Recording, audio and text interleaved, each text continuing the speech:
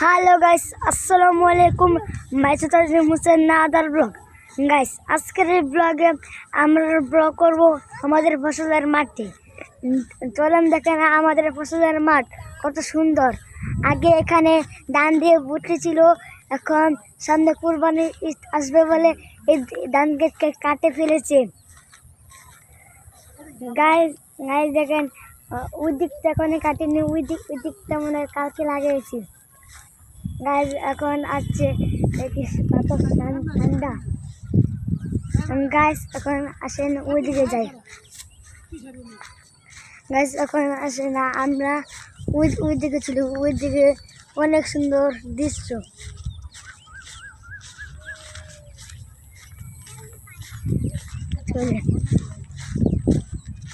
Guys এখন আমি তোমাদেরকে একটা গল্প শোনাবো।